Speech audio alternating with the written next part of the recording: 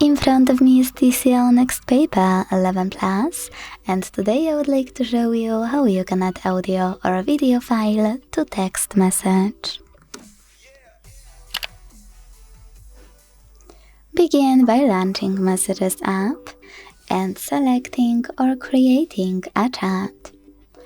Now tap on this icon of a photo and a paper clip at the bottom right corner. To add any video, hit Videos at the top. Look for it in one of those apps, or click on those three lines at the top left corner to pick one of those sources.